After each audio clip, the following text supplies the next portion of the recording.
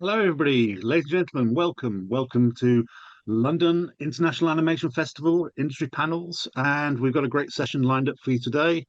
We're calling it Producing the Goods, the Invisible Art of the Animation Producer.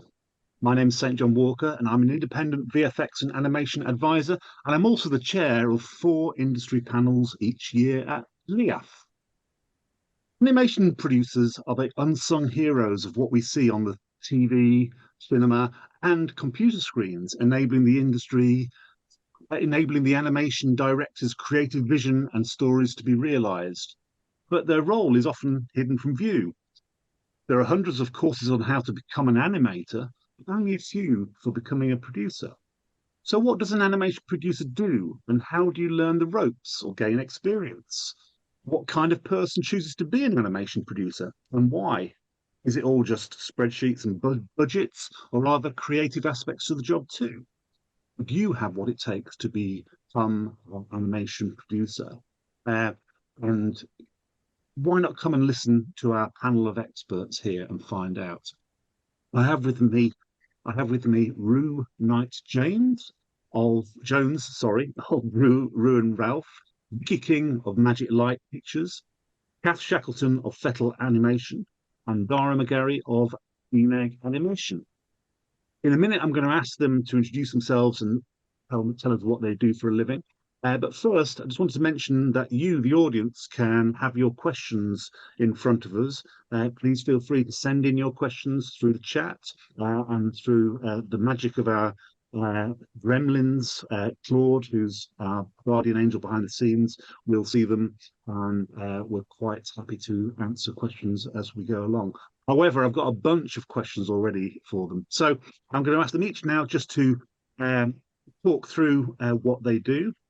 And if they want me to, I can show your reel as well as you when you want. So we'll start off with Rue. Fire away, Rue. Tell us about yourself.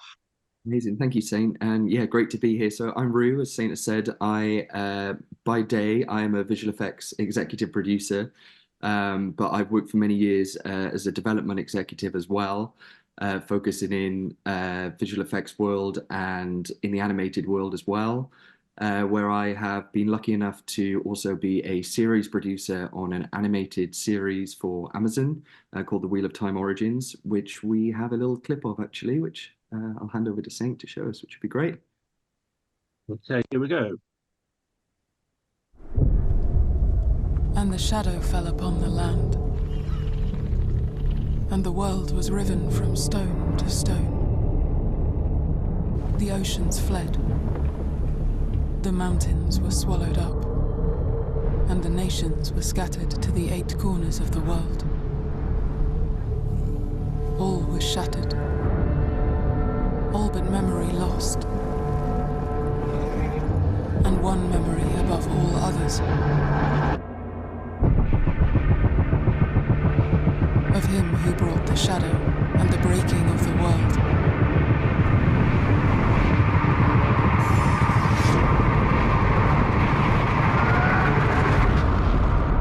And him they named Dragon.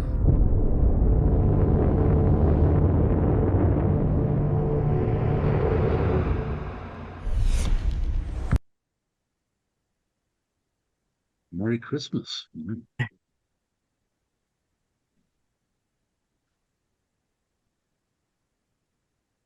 Great, thanks, Rue. Next, I think we're going to have, if we can get out of this, we can have Vicky. Hi, thank you everyone for having me as well. My name is Vici King. I'm the series development producer at Magic Light Pictures. I've always worked in preschool animation, and my role at Magic Light is to develop our series, but then also produce them when they go into production. So I've just delivered series 2 of Pip and Posy, so that's 104 Pip and Posy episodes, which is on Milkshake and Sky Kids. But Magic Light is known for its half-hour Christmas specials that we make for the BBC for Christmas Day. So this year we have our beautiful Tabby McTat, which will be on BBC One Christmas Day. But Saint's going to play our reel of Magic Light shows and productions. I will in a second. Hold on a sec. We knew this would happen, didn't we? Mhm.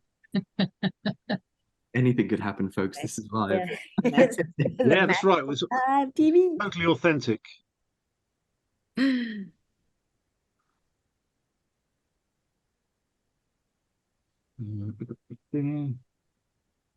Okay.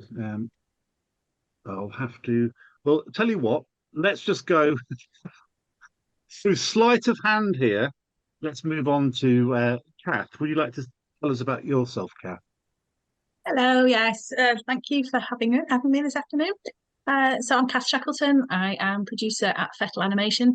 We're a tiny animation studio in the hills in Yorkshire. It's called Marsden. Run for the past 11 years with my husband, Zane Whittingham, and a lead animator called Ryan Jones as well. And yeah, we make animation for a wide range of different clients, including charities and businesses. And we've done 3 series with BBC Learning. And yeah, just keep working for different clients. And we've become known for social animations on all sorts of themes, including refugees, modern slavery, those kind of things. So big subjects, but done in quite simple, hand-drawn 2D animation. Thank you. And I can play your reel just to prove Marvellous. it. Here it goes.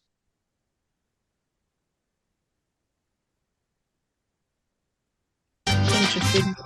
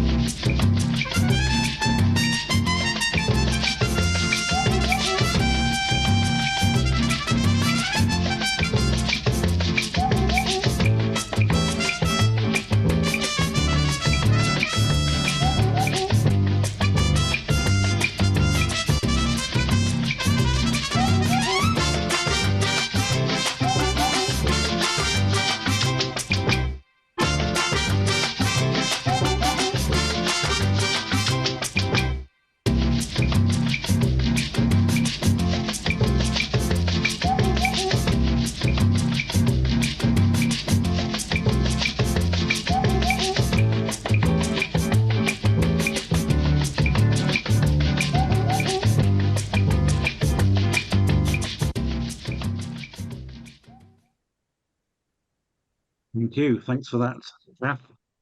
Let's move on to Dara. Dara, tell us about yourself. Hi, everybody. And Saint, thanks for having me on the panel today. My name is Dara McGarry, and I am the Director of Outreach at DNEG Animation in London. And I've been in the animation industry for over 25 years.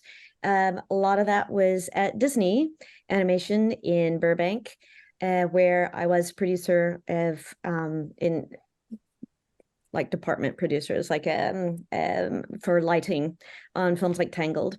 And then I moved here because I wanted to live in London and started working at DNEG, working as an artist manager, and then all the way up to Director of Outreach, where I work with schools and develop programs for emerging talent, including emerging production talent. Great, thanks. And shall I show the DNEG animation reel? Yes, please. Super. Here we go.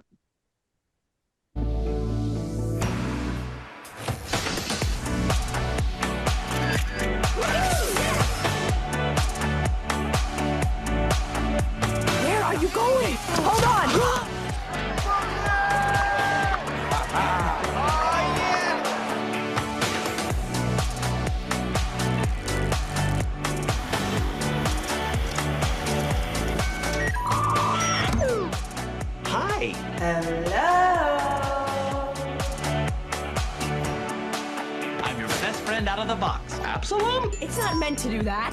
Just like all the others. Maybe turn it off and on again.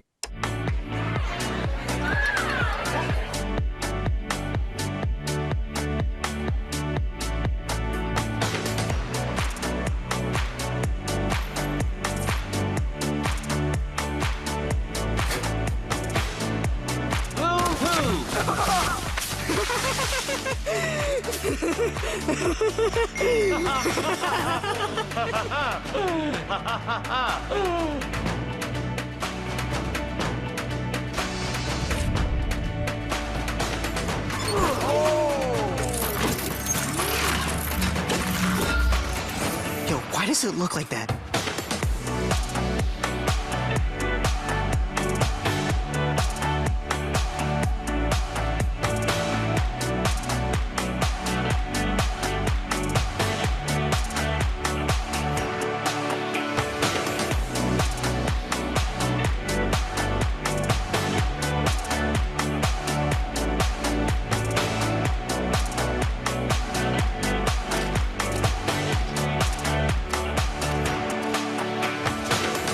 Oh, wow, I found it. Nice. Want to share? Mhm. Great, thanks very much for that. Great, now just bear with me whilst I find the missing file that we're all waiting for. Here we go. Okay, almost there.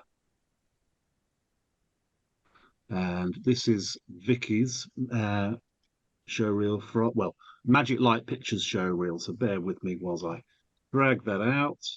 Thank you so much. It's all right. Technology, eh? Who'd have thought? So, here we go.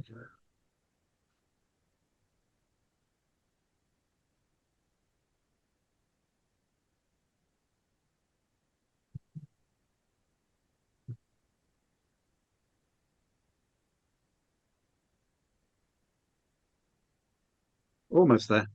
I may have to do a bit of jiggery pokery here. So now you should see it.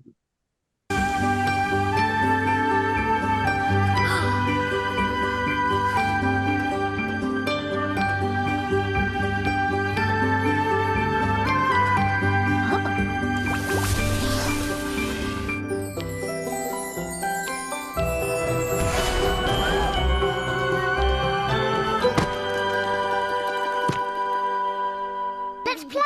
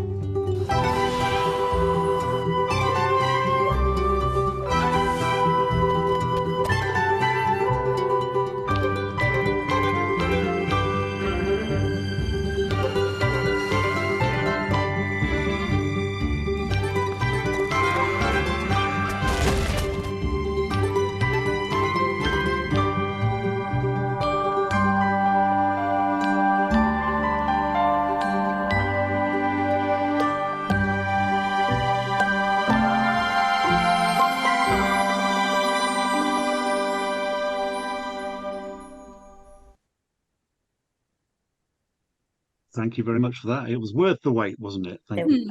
was. Fuzzy. Yeah.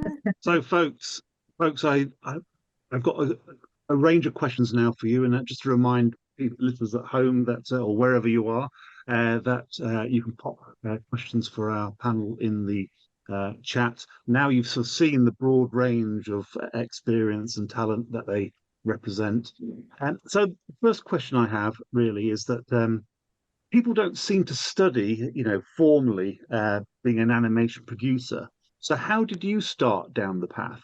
Is it what's called the school of hard knocks? You just get thrown into the job, or was there some kind of formal training? So raise your hand if you want to go first with that. Who wants to go on, Dara? I have a very strange origin story.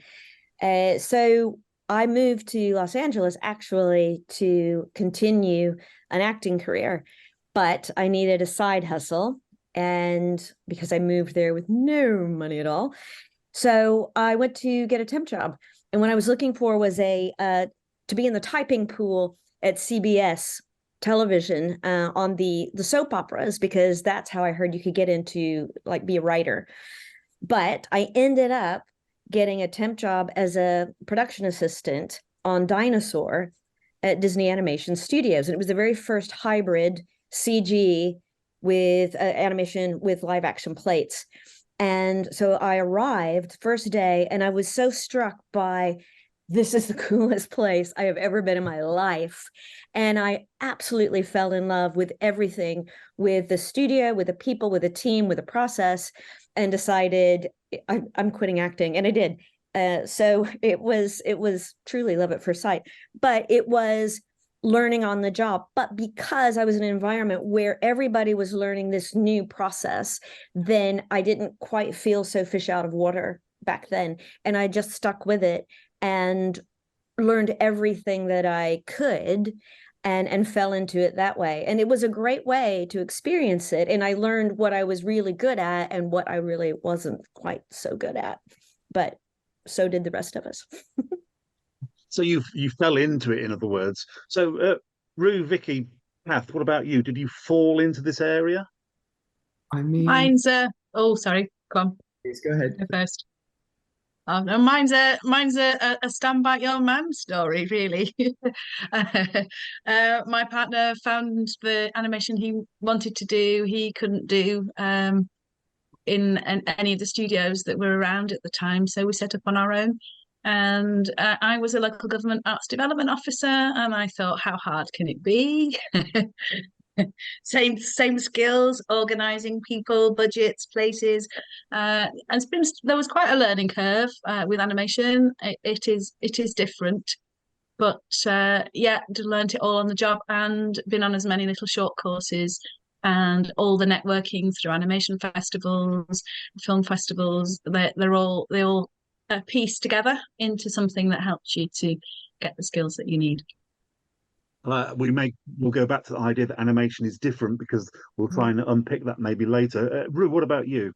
Yeah, so I actually started my career on set back in Wales, working on indie features and series. I sort of worked my way up to a production manager level, and then decided that I really wanted to move to London. So I posted my CV, because it's back in the days when we sent things via post, to about 150 different companies in London. And the only one that got back to me was a company called MPC, a big visual effects house.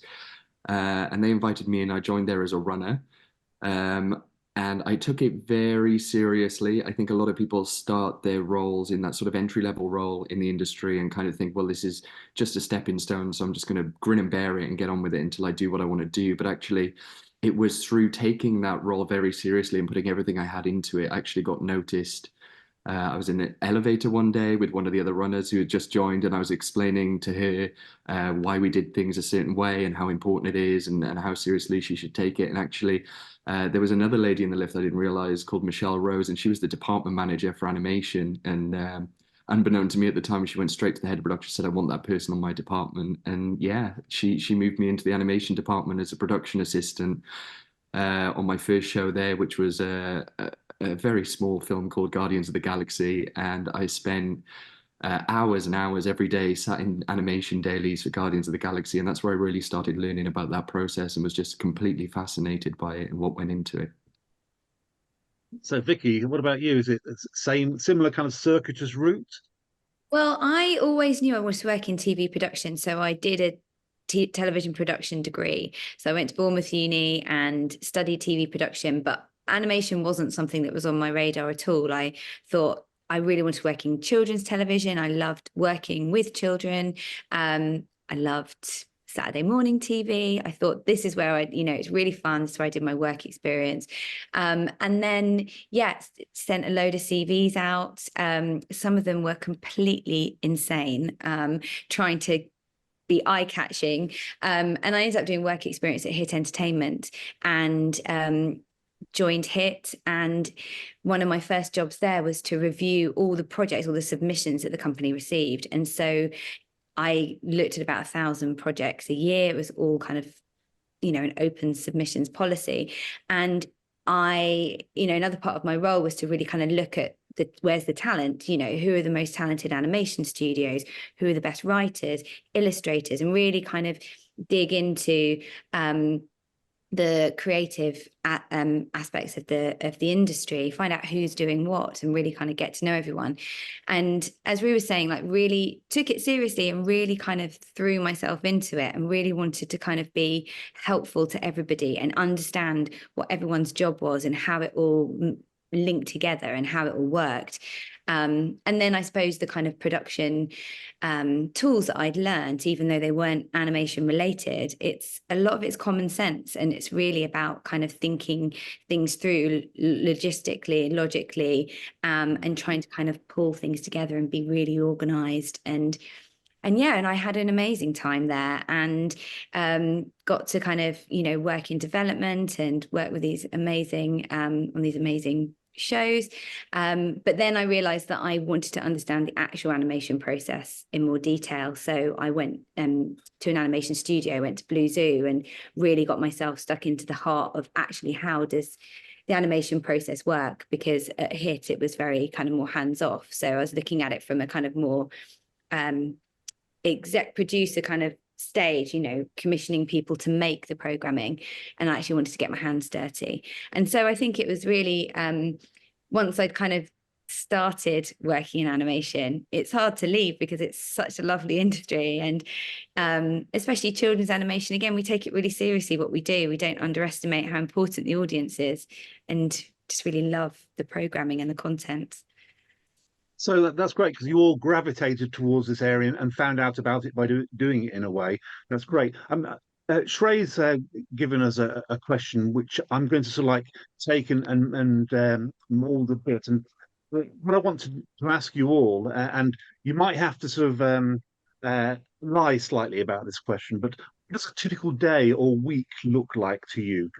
Is there a routine to it? Can you just paint us a picture of what you do every day or every week, just to help answer Shrey's question about what are the core responsibilities of the job? So give us a sense of what you do in a typical day. I know there's no such thing as a typical day, but let's just pretend there is. So let's start off with Dara. Well, I think from a production aspect, because my day as a director of outreach is very different, but that will depend too on if the role is a production assistant or production manager. From one aspect, you're going to be taking a lot of notes and running around and talking to a lot of people, but then the higher up you go, there's going to be way more meetings where you're reporting further up the chain on the process and the progress of the work and the plan to make sure it gets done on time and on budget, in a nutshell. So depending on where you are on the ladder, you're either running around and talking to people and taking notes, or you're in meetings in broad strokes. Yeah, great, thanks. And Kath, you're at a different sort of level of scale to DNEG, obviously. So from your point of view, as a producer, what's the typical day look like? Well, I do everything that isn't animation. Okay. So there's marketing involved, reaching out to get new clients. There's managing the clients that you've got. So I'll be managing the writing of scripts, the recording of audio. Then the artists will be doing the designing and the storyboarding and getting those back to the clients. Editing the sound, piecing the sound and the image together at the end. Lots of social media, try and keep the message going about the company, going out and about, networking, meeting new possible clients, maintaining the website, accounting. That's a really exciting role, but a necessary one.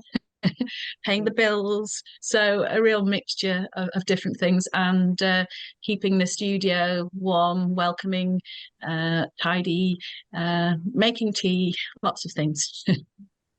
Great, thanks. And Rue, what about you? What's your typical day like? Yeah, so I think I spend a lot of my time kind of evaluating progress of certain projects, kind of understanding or translating the latest guidance that's come back from sort of key stakeholders within the project, whether that's the studio, whether that's the director. So really translating that and understanding what does that mean in real terms, and what's the long-term implication of any of those changes on the project, more specifically, I guess, on the budget or the schedule, more importantly. Yeah, it's almost an element of damage control and kind of really diving into different levels of feedback from different people and understanding what do we need to address from that and how we're going to be able to protect the creative of what we're producing whilst delivering on time and on budget. And then it's kind of deciphering that, making sure that there's a plan in place to implement that change in a way that's sustainable, and then taking it all the way back to start and presenting that back to the key stakeholders or the studios or the director and beginning that process of feedback again until we're all in a place that we're happy with, and that can take months and months and months.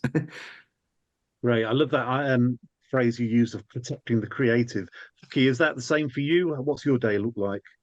Yeah, so Magic Light isn't actually an animation studio. We're a production company. So a part of my job is, when I'm kind of in the development stages, is finding amazing studios to work with and setting it up and working out what the schedule is that's required, what's the budget going to be, how we're going to make this. It's a bit like, I feel at the moment I've got a kind of Lego box that's been dropped in front of me, and I've got to kind of piece it all together and make something amazing from it. And so your kind of role as a producer is bringing that all together and creating your team and figuring out how to get stuff done. And so and then when I'm in production, then I'll kind of, an average day might be reviewing episodes at different stages. So looking at animatics or final episodes, making sure that our broadcast partners are all happy, and reviewing their comments to make sure that that we're all aligned. Whether if there is a kind of where we're not aligned on something, then figuring out how we resolve this, what is the actual problem, and then having reports back from the studio, understanding what's going on in the studio, making sure that if something isn't quite running to plan, kind of why is that? How can we rectify that? What can we do to make things easier for you? But how can we protect the creative? Absolutely, to make sure that the kind of vision that we've all set out to create is going to be upheld. And then it's also, reviewing schedules and reviewing cost reports and looking at that cost to complete and thinking, okay, well, we know it's going to cost us this much to do this, but we've got a saving here, and we could, moving things around to make sure that you're making the most with what you've got, and keeping everyone happy, and remembering that we're a team, we're all in it together, and all just keeping your eye on that end goal, which is this, beautiful program that's going to go out and make people happy.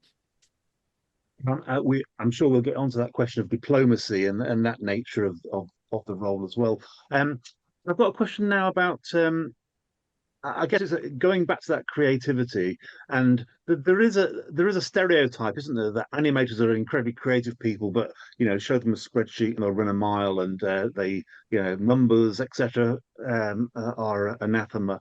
And some animators are supposed to be right-brained, and I know neuroscience doesn't sort of believe in the left brain, right brain anymore, but they don't get on with numbers. Now, can you be a producer and be allergic to spreadsheets and budgets? Is that a vital part of what you do, or is it something that you can take it or leave it? Because there is that view that producers have to be involved with spreadsheets and budgets. So what do you think, Dara? What's your take on that? There are so many aspects to production, and I think there's room for everybody. In other words, if you've got a big production team and every single person was so numbers focused, then you probably don't have room for the production people that are very, very good with the artist and very nurturing. So you need those production people with the people skills, with the soft skills that maybe aren't quite so good with the numbers. That was me. That was absolutely my strength as a production person, was interacting with the artist, being that nurturing force, understanding their creative needs, and being able to translate that back to the numbers people, if you will, but I was absolutely not good with numbers. I'm not detail oriented. So I would always team up with kind of the opposite of me so that as a team, we could have this sort of super force in production, be able to balance that out. So you do kind of have to be good enough with numbers, but I just feel like there's aspects where you need all of those facets, all those expertise in a group in order to make it really strong. Okay, Kath, you may have a different impression there because you're one person band, so to speak. You know, you don't necessarily have the numbers people on tap. So what about from your point of view? Do you need You the learn spreadsheet very knowledge? you learn very quickly that accountants and people with different skills are your friends. And if you want the creative stuff to happen, then you just have to find a way of doing the maths. And there's so many brilliant digital tools out there. And it's just one of the many things that you need to do to keep everything going. So you just learn, you just get on with it. You do what you need to do. You learn how to balance a budget, and spreadsheets help you do that, and account for it afterwards and do what you need to do. And you learn very quickly, if you want to work with people, then they need to be paid, and that's part of your responsibility. So you just get on with it like the rest of it. And it's not been a natural thing for me, but I've learned it as I've gone along. And I actually didn't used to like spreadsheets, and now I adore them. There's something really marvelous about the poetry of when your plan comes together, when you've got a team that are a bunch of people that don't quite know each other in the beginning, and then they're all singing together as a beautiful kind of creative choir, visual choir. It's magic. So, and that's what you need to be able to do to be able to bring that on.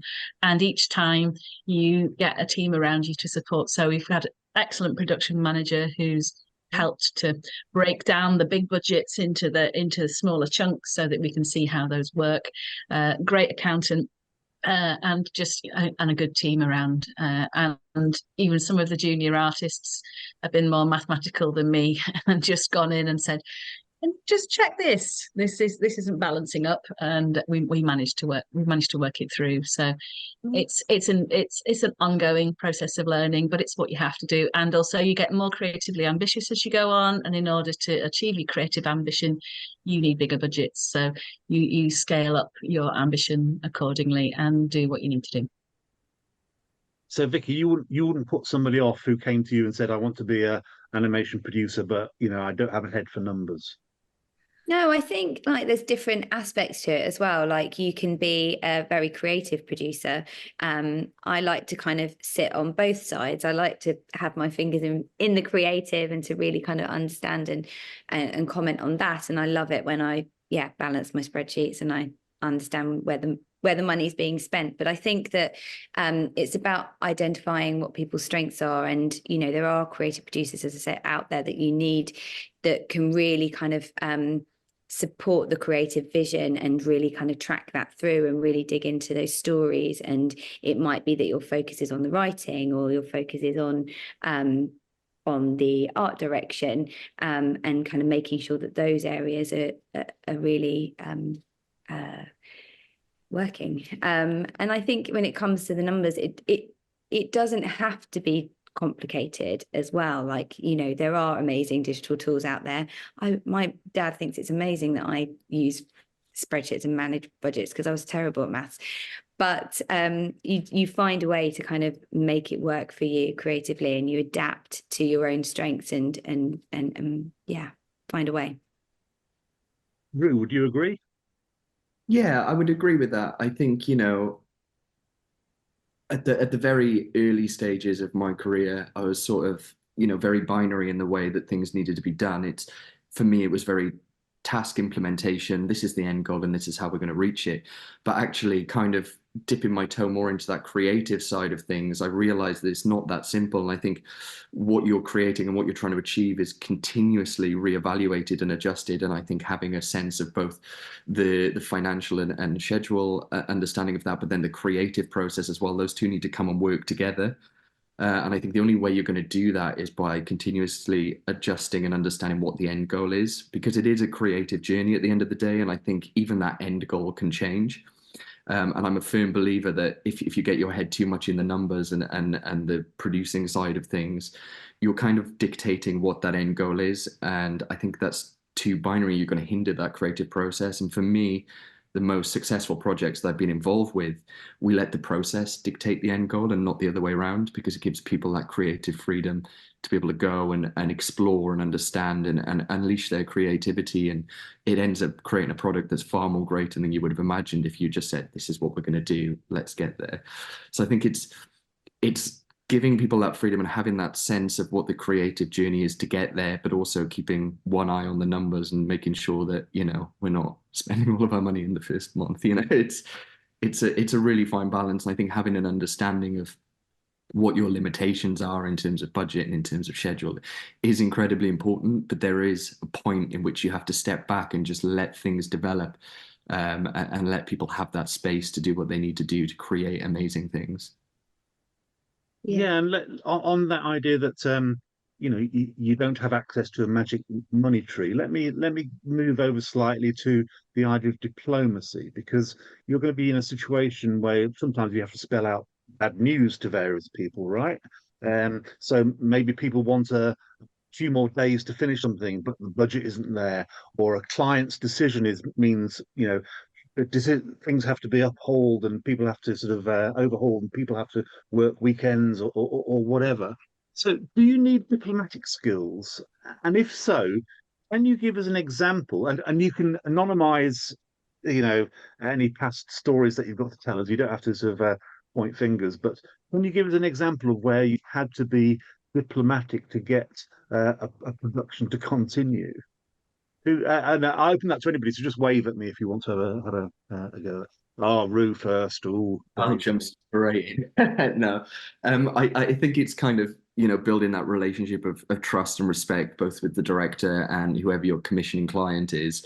And again, you know, we talk about bringing it back to the creative, and there have been instances in the past where we're at a sticking point on a particular shot and this is just simply not working. We've put a lot of time and resources into trying to make this work. It's detracting the team that we have away from other things. For me, the focus needs to be bringing everything else up to a higher level, leveling out, rather than spending all of our time and energy on this one particular moment or shot.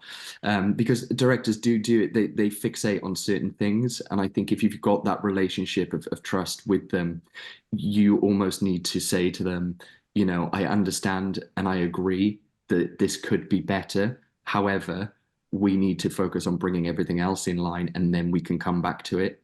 And I think, again, it comes back to understanding the creative. And I think that there was a particular shot on a series once and it just wasn't working. And the director was really fixated on it. The studio were agreeing this shot doesn't work. And we all sat down one day and just thought, well, hang on a minute. How important is that shot to what we're trying to convey here? What does it add? What does it bring to this beat? Is it essential? Can we live without it? And we just ran an edit where we took the shot out and nobody missed it. And we thought we could have just spent another 2 months trying to make this shot work, when in reality, what does it bring to the screen? Nothing. And exec VFX supervisor I work with, Pete Joplin, he's a brilliant man. And he once said to me, and it's always stuck with me, the audience won't miss what they didn't know they could have.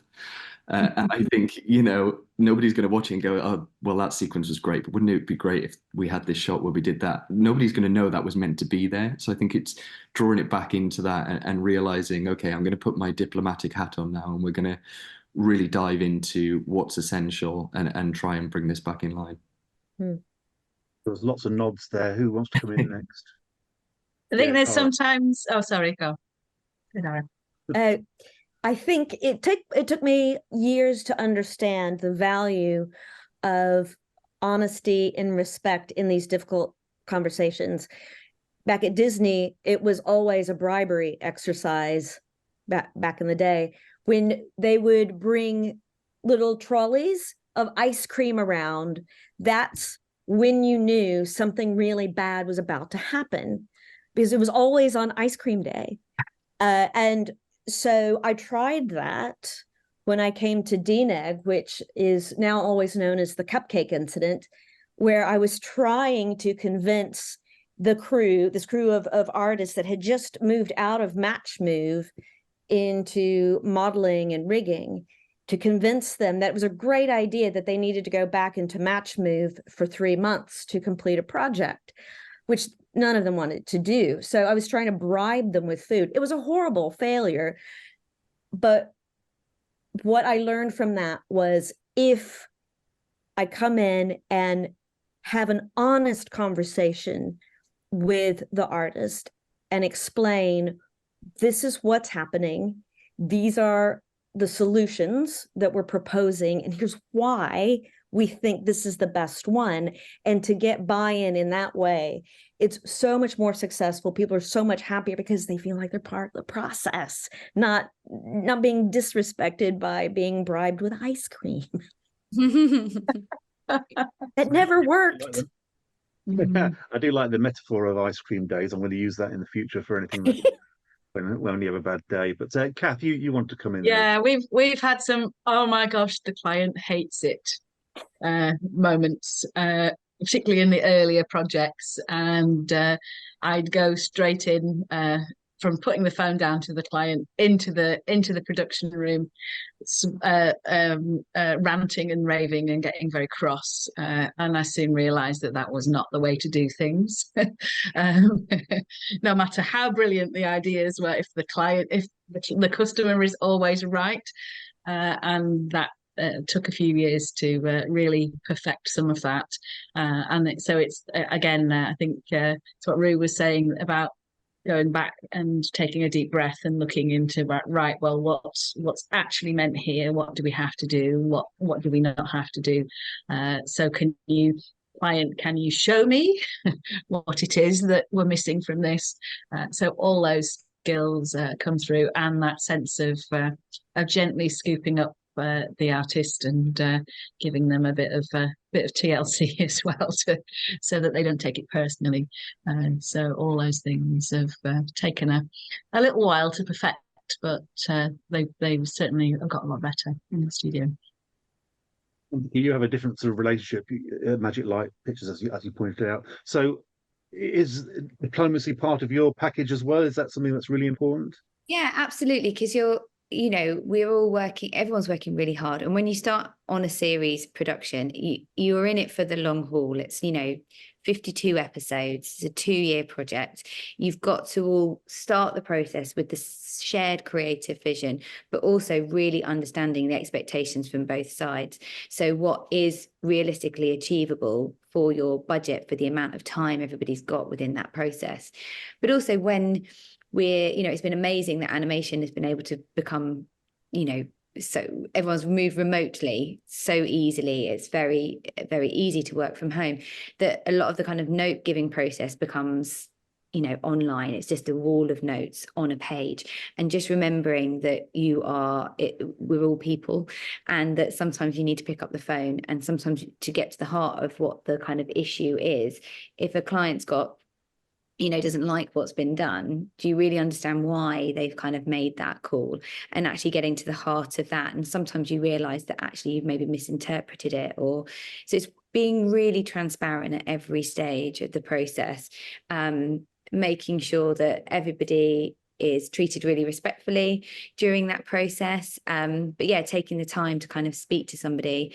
And so you're always kind of playing up, figuring out how to diplomatically get what you would like done, but also thinking about kind of what is realistic. And also when you are creating stories, actually you can labor over something for ages, but does it affect the story? Does it affect the audience's relationship with what you're doing? So actually it might be that you want to spend ages making it look really beautiful, but actually the story beat is really clear and it doesn't need that extra time put in. So you are kind of weighing up those decisions and choices, and it will always come down to kind of story and audience and where to put that time and focus. Great, thank you. And this will say in the chat, we've got a couple of questions which we will get to, folks, but The one I want to ask next, if it's okay, is about new technology. And what I mean by that is, we're working in an area where there's always new sort of developments in technology or processes, pipelines, etc. How much do you have to pay attention to new technology? I know you don't have to learn the kit, you don't have to sort of know the ins and outs of the kit. But would you need to choose or compare software solutions in your job? Do you need to be aware of what other rivals are using? Do clients pressure you to be more like another company they've worked with? So that question about technology and techniques, etc. How much do you have to know and be on top of that? Who wants to answer that? I can answer just very quickly from our side, because I think you guys will have a bit more in depth. But for us, it's about setting out what that vision is for the project in the first place, and then who can deliver that vision, and looking at having a knowledge of those different animation softwares will help us understand what's the most efficient way of achieving what we'd like to achieve. But we take the studio's expertise in those as kind of, they're the experts in how that pipeline works. But it's, again, that transparency at the very beginning of what the limitations might be versus what, the benefits are. So you're always kind of weighing up when you're looking at those different types of animation software, Unreal versus, my pipeline versus, just having that kind of top line knowledge from my perspective, and knowing those differences so that you can have those conversations with studios and really dig into it with them. Mm-hmm. Yeah, absolutely. I think it's vital, and I would encourage anybody who's looking to get into production to, at the very least, be curious about the software and about new technologies and what is out there, what's on the horizon, what's coming up, what's the next up. Because while you don't need to necessarily be able to use it or to understand intricately how it works, but to understand what are going to be your more efficient choices and what makes the artist happy. That's a huge one too. What are the artists happy to use? Because if you implement a piece of software that no one likes and everybody's struggling with, you're going to have a very unhappy crew. So that's something to take into consideration. So you're going to find yourself in this kind of liaison position between your crew and the studio and studio technology, and being able to speak to that and understand everybody's point of view is going to be so helpful for you. So it's important to at least be part of that conversation. Yeah, totally. If I can jump in there and just kind of agree what Dara was saying. I mean, there are certain softwares that we've used in the past, because what we were creating was so conceptual. We really wanted to think outside the box, and in a sense, it's really worked in the way that it gives us something unique visually that nobody else has done before. But because we're using beta software completely out of the box that doesn't fit into our pipeline, the project itself has actually been a nightmare to execute. Which the crew, they've been aware of. They've enjoyed the new challenge. I think a lot of people enjoy using new softwares and challenges, and I think the series at the time was only 3 or 4 minutes an episode, so we were able to do that, and we had that freedom to do that. But then when season 2 came around and they wanted to do sort of 45-minute episodes, it was like back to the drawing board. We're never going to be able to execute on this scale, so how can we retain the look of what we've created here but just do it in a way that's far more efficient? And I think continuously evaluating what's new on the market, different techniques and things like that, I think is really, really important to ensure that you're able to, again, all comes back to protecting that creative and protecting what you've created, but being able to do it in a way that's sustainable and scalable as well. Kath, from your point of view. We use a tried and trusted suite of software. We've tried to implement new stuff, but it's difficult when you've got lots of short projects with tight deadlines. You stick with what you know, because you know that you can deliver within a certain budget and a certain time scale. We've been trying out some new softwares, but without a big long production to be able to implement them, it's not worth it as a small studio. So we've stuck with what we know, and in spite of the frustrations of we just using the Adobe Creative Suite, really. So that's all we're able to do as a small studio at the moment. And I guess you've all been in a situation where a client has got some kind of idea that I don't know, like you don't need to render stuff anymore because of Unreal, and therefore you can do that 1 hour long feature in a couple of days, blah blah blah. And then because clients do pick up those kind of stories, don't they? So part of your thing is also to re-educate the client. Am I correct there? Yeah, I think it's all about understanding where is that thought process coming from the client. You know, they want to be the first to do something, and I think there are other ways where you can steer them and say, okay, we're going to push technology to the limit on this one, and we're going to tackle it this way, but it's still a bit more safe. Like there are approaches that you can have to things that fit within our existing way of doing things that still push certain aspects of it to the limit. We don't have to reinvent the wheel here. If you want to do something different and unique, that's fine, but we need to remember that this needs to be executable as well. So I think it's kind of steering them into a certain direction that kind of fits in with your pipeline without sort of thinking too much outside the box. Because essentially you're protecting them. You're never going to be able to deliver what they want. What's the saying? If you're not careful, I'll give you exactly what you ask for. Yeah.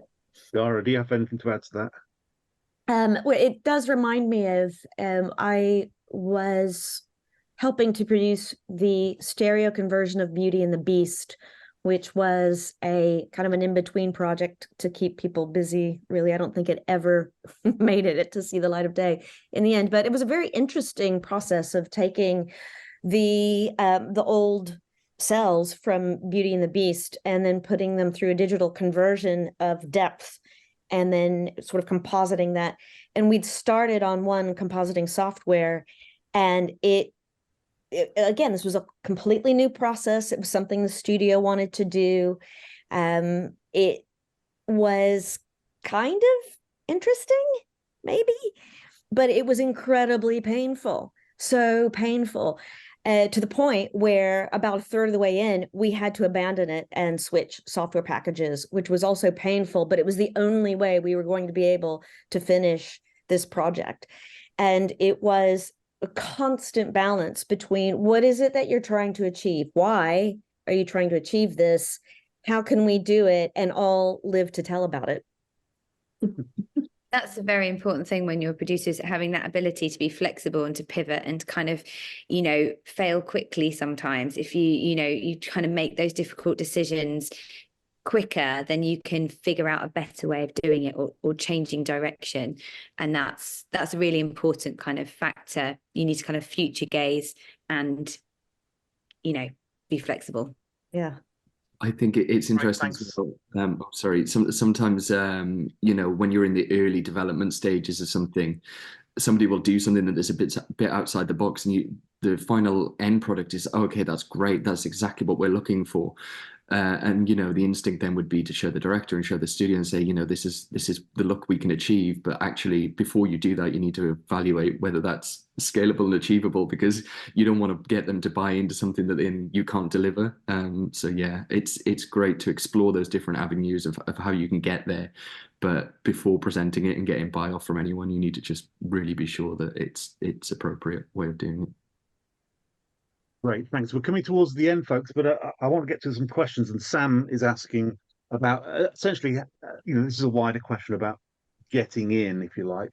And Sam's asking, would you guys recommend starting as a production assistant or runner, like some of you started yourselves, or what would you suggest? What else would you suggest otherwise? So people are listening into you, wise folk, will want to get in now because of what you've been saying. So how do they do that? What's the routine?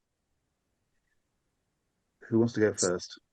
Screen skills. Great, Kath. Animation production finder. It's been really helpful for us. We've had a wonderful array of new graduates working their way into the industry, and we've given them their first jobs on productions.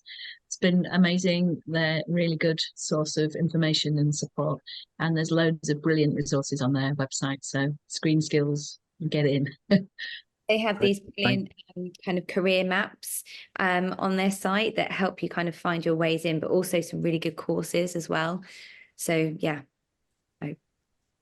Great. And so a production assistant runner is the formal way you'd say that these people should head for that, right?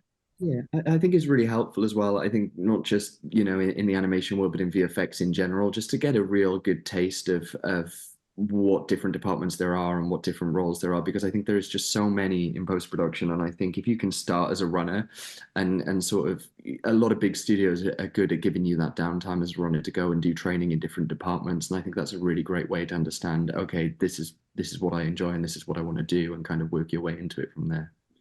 Yeah, and I think it's I just want to offer that it's really important to embrace those opportunities of being a runner or starting as a PA or an internship, where you can learn about the whole pipeline, the whole studio, how things run, who's the big players, like who do you need to talk to get stuff done. Sometimes people want to get in and they're running before they can walk. And what you're going to lose out on is learning those really important relationships that you can build if you start as a runner. So don't be afraid to dive in on kind of the lower ends. Learn as much as you can, because you'll be able to go up stronger and faster than if you just dive into a higher position. I agree. Just to add to that. Oh, sorry. You get out of it what you put into it as well. I mean, I've seen people in the past who've started jobs as a runner, and they've just not had that drive to go and be hungry for information and kind of want to grow. And then, 6 months down the line, they're going, oh, well, I'm still a runner and I'm not doing anything. And you've got to create those opportunities for yourself, like be hungry to learn. Yeah.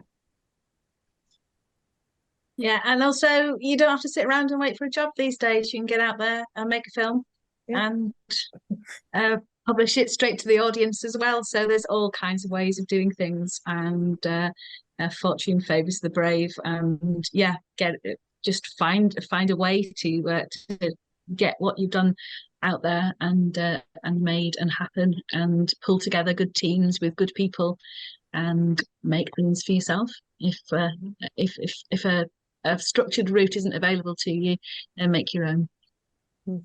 Yeah, thank you. I'm going to Annabelle's question now, or part of it, and she's asking, what are the key soft and hard skills to be a successful producer? We've talked about a number of things here, but there may be something that we're missing. So would you like to sort of like help Annabelle out with any other sort of key soft and hard skills to be a successful producer that we haven't really talked about? Is there anything we've missed? I think planning is key. Planning is absolutely essential, and it's looking at how to take a big idea and realize it. So it's all those different steps that you have to go through in breaking down. Right? Okay. Well, what's the idea, and how are we going to make it happen? I guess second guess problems that can come along as well, right? Yeah, absolutely. I think my top 6 soft skills for production would be conflict resolution, empathy, teamwork, situational awareness, time management, and leadership. Yeah, I completely agree with that. Those. Yeah, that's a fantastic list. And in fact, sometimes we specifically look for production candidates who have customer service experience, because that really helps you with the conflict resolution and being able to have those difficult conversations and know what it's like to be on the receiving end of some pretty emotional people. Thank you. I think entrepreneurial skills have been very important for me when the world hasn't come to us. For example, we reimagined one of our animation series in a book and made a graphic novel out of it. Got a completely different audience. It went around the world. It did won more awards than the original film did. So there is a big longer life that you can make for with your IP, your intellectual property. How to flex that to its absolute maximum. And I think there's a more and more of a role for entrepreneurial producers who can help to find new ways to bring work to market. Yeah, really try and Go on, get to know please. the people that you're working with as well. Those really cool people that you're working with day to day. Go and have a cup of tea. You know, if you're working remotely, have a cup of tea via Zoom.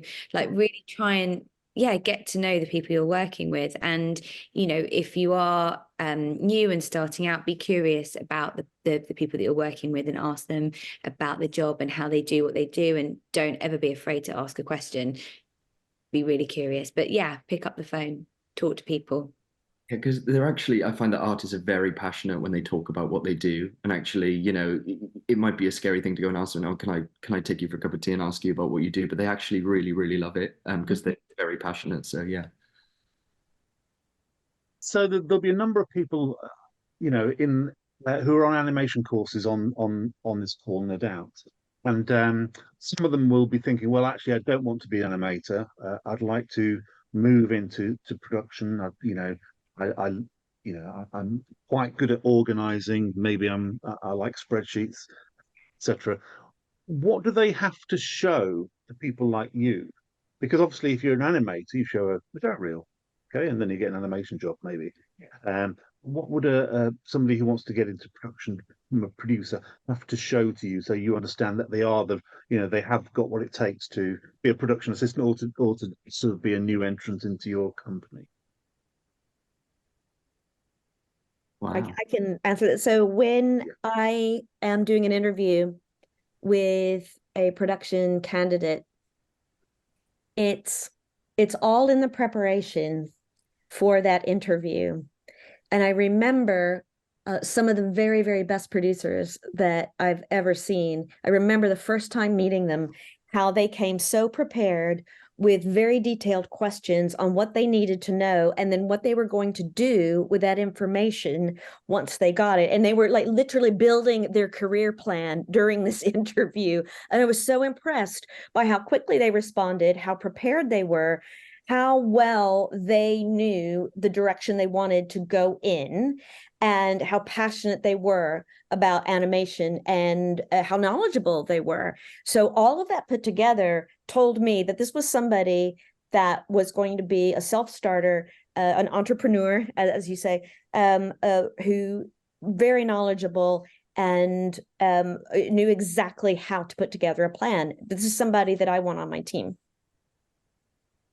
And I think it's always just really important that, you know, again, if you're trying to get your foot in the door and you're starting out, just to never send a standard email, to always that cover letter, that first point of contact that you make, to make it really clear that you know who you're writing to. And you're not only kind of saying why you want to work for them, but what you could do for them as well, where you see, you know, you really understand what they do. Because I think, you know, if it's very generic, then it's easier to get lost. So yeah, just be really kind of focused on why you're contacting that person, what you can do for them. I think if I'm interviewing someone, particularly for an entry level role, I really like people who are open to saying, I'm unaware about that, or I don't know about that, but I'd love to learn more. I think, you know, it's a common misconception that we should go in and have the answers to everything in our careers, but actually some of the best people I work with are very open to putting their hands up and saying, never heard of that before in my life, but I'd love to learn more about it. How can I know more? Because I find that the people who do the opposite, the people who go in and think they've got all the answers, they'll struggle on their own and they'll be very defensive about their decision making in their career. So yeah, I love people who make mistakes and admit to them and learn from them. Fabulous, folks. We're at the end now. We've gone slightly over, but I've just one more question I'm going to try and squeeze in, and that is really it's Annabelle's question. She says, you know, what's your favorite part of your job? So let's hear from each of you. Rue, what's the favorite part of your job? I think the people, just creating a collaborative environment where, you know, we're all facing stresses and challenges in what we do. It's inevitable. But I think it's really the people that make the job. And if you're able to do that in a lighthearted way, where you're all supporting each other, you're understanding that what you're doing is very difficult, but you've all got each other's backs, you know, it completely makes the job for me. Dara.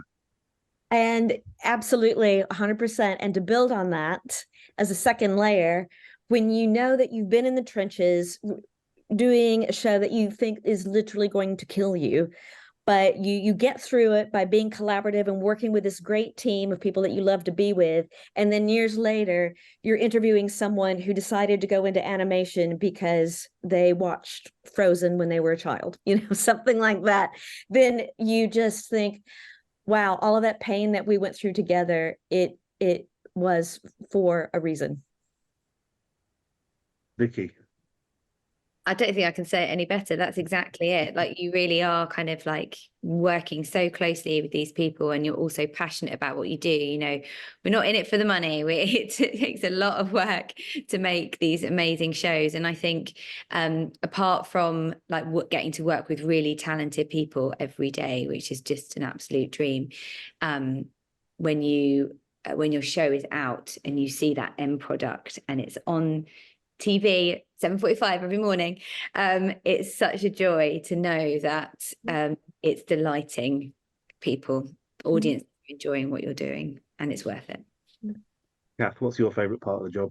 I can remember daughter watching children's television, running upstairs. "Dad, do you want the tip?" And the absolute pleasure of seeing that and feeling part of something and putting those messages out there. And we do lots of work with people who've had problems that have come out the other side, and they're telling their stories. We've been working a lot with young people with drug and alcohol issues, and it's an absolute joy to meet with them and see that we've been part of telling their story of how they've faced a difficulty and come out the other side, and how they're kind and sharing and generous and helping other people to face the challenges that they've faced. And that's a really big privilege, and makes us very, very proud. Fabulous, and that's a great point to end on. However, I've got one more thing. The illustrious Joanna Quinn has put something in the chat. So I want a one-word answer out of each one of you now. And she says she's noticed that a good producer, one thing I've noticed about a good producer is how much they love a crisis and how to solve it. Is that true or false? Starting off with Rue. True. Vicky. I think it's true. Dara. Absolutely. Kath. Crisis? What crisis? Thank you very much, folks. We've gone over, and thanks for all your questions. Thank you for showing us your rich experience, and great. This is a great recording, so I'm hoping that people will come back and listen to you for many a year to come. So Rue, Vicky, Kath, Dara, thank you so much for your time, and look forward to seeing you again and the work that you do in the coming years. So thank you very much. Bye-bye. Thank you. Bye-bye. Thank you, everybody. Lovely. All the best. Take care. Thank you.